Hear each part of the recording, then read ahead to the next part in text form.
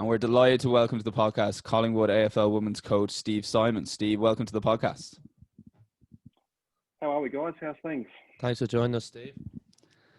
So, Steve, we wanted to get you on to give a little bit of our listeners a bit of background to the game over there, because over the last few weeks, months, and last couple of years, we've had a lot of Irish girls go over there. If you want to give a little bit of background to the game itself, and then how you got involved with Collingwood. Yeah, obviously we've our game here in Australia is a pretty fast and active game. It's a 360-degree game that takes a whole range of different sports all compiled into one, really. So we've got to have a very strong endurance base to our game, but also you've got to have leg speed. You've got to have a physical nature of the game with our tackling and our physicality in our game. And so it's got a wide range of different physical needs to the game, but also a wide range of skills. We use our hands and feet, very similar to Gaelic, within the game. So and obviously we also play in the biggest field arena in the world. So so the ability to be able to get up and down the ground is highly important. My pathway through to Collingwood is I originally I guess I've been coaching about 23 years now at senior level. I originally started with the men's at level and moved through to the higher grades there, and then I worked for the AFL, which is obviously the head organisation of the competition in Australia for a period of time, and part of my portfolio was establishing youth girls football. So that was where my initial interest in female football come from.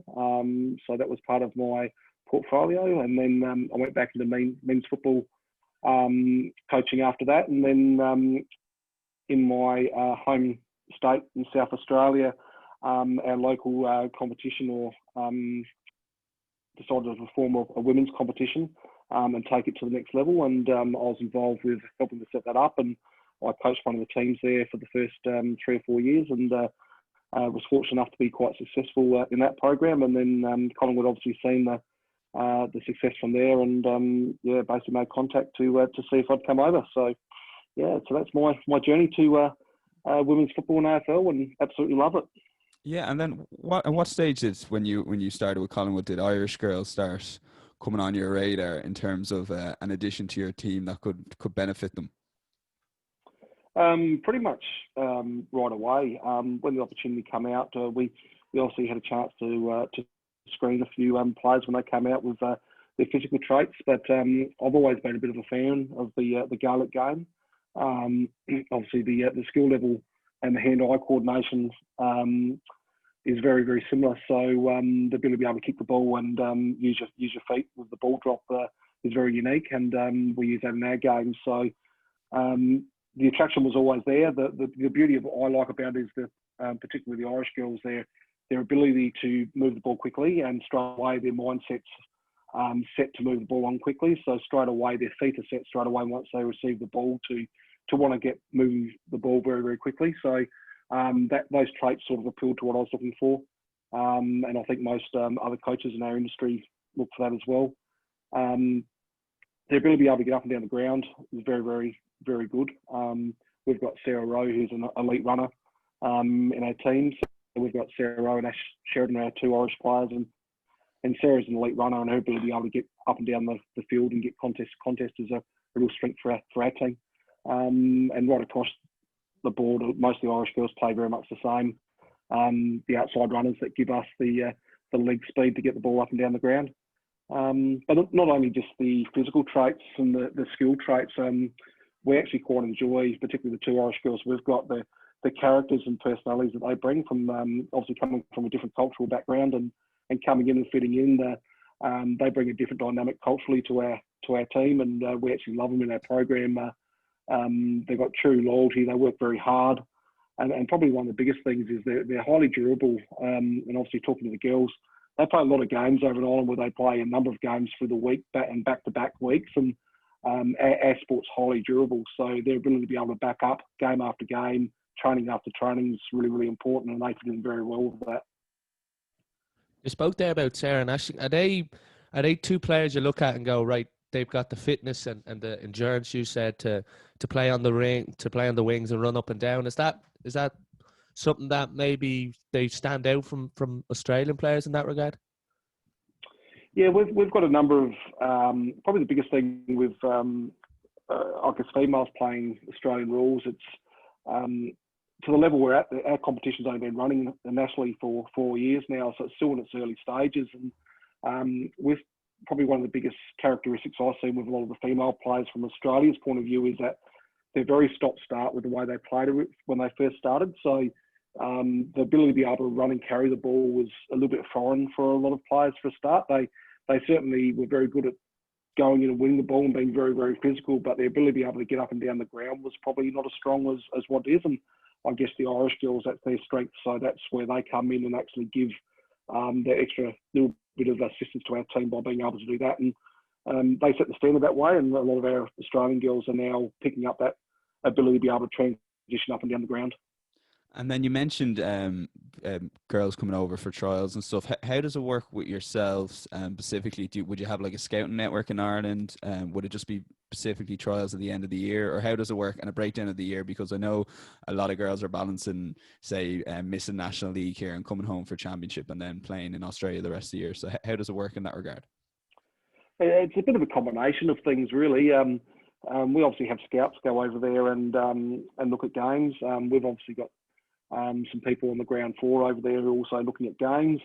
Word of mouth as well. A lot of players know each other over there in Ireland, and particularly the girls who come over here and play, they sort of know what it takes. So they sort of recommend girls as well to say that, look, I think this person fits what we're looking for or can fit in and bring this skill level. And those girls come out and might spend a week with us training, and we sort of have a bit of a look at that. There has been the odd combine where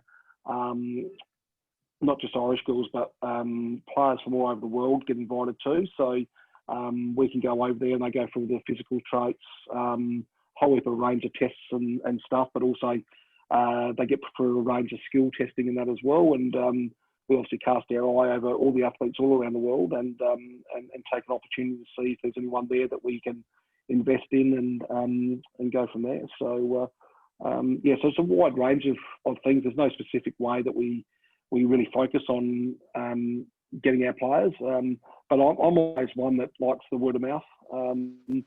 Sort of people refer people. You sort of know if they're referring someone that they've got an interest in that and there's already a connection. And I think part of the ability of Irish players in particular when they come to Australia, if they've already got someone here that they can connect with, it certainly helps them when they settle in for a start as well. And then you mentioned in terms of the culture aspect of it, like I suppose when you look at, say, for example, around here we have Premier League clubs and they always mention that different nationalities and the cultures allows the team to bond. And you mentioned that that's really important for a lot of the Irish girls coming over, that they can fit into the culture. And I guess another thing that there's loads of Irish girls over there that they have people to welcome them in to start with before they get involved with the team too. Yeah, definitely. The culture aspects, I find it's really important for us to get a wide range of people in, and that includes Australians. We've got a number of girls from different states and cities, and that involved with our team. So I think it just builds different dynamics within your team. Certainly enjoy the Irish girls. The one thing about them is that, particularly the two that we've got, is that they really know when to work hard, but they also know when to have a good time and have a laugh as well, and they get that balance really, really, really right. So we really enjoyed not just what they bring on the field, but off the field as well. They're always joking and jovial and really set the environment and the vibe in the team, which is really important as well. And then would you be in contact with InterCounty Manager? So how would it go about if you identify a player, say from a county, and that you want them to be involved? Would you contact the player? Would they then speak to their manager, or would you go directly to the InterCounty Manager? How does it work exactly? Most of the players here will have a player manager. So our two players that we've got have their own player managers inside Australia that they connect with, and that's obviously one league week. We don't tend to talk too much to the county managers or and that too often. The main conversations I have with any managers over there is more about the coaching aspect, and we've done a lot of some bits with other coaches over there where we sort of, I guess, cross-code talk about how each run their programs, and we learn different specifics from each other. So that's been probably one of the conversations we have. But not necessarily about players or anything like that. We certainly, from a personal point of view, I don't want to be perceived as trying to poach players. We try and give our players an opportunity to become better athletes and better players, and if we can provide programs that are elite and high performance for players to do that and experience for them, we just encourage that. How has the lockdown and the coronavirus impacted the league and Collingwood? Yeah, look, we certainly impacted our league. Our season got called off in the final stages of the season, so we never end up getting a premiership result. So we never actually had a clear winner for the competition. So that was disappointing for all the teams involved in the final series. But obviously that's the world situation that we live in.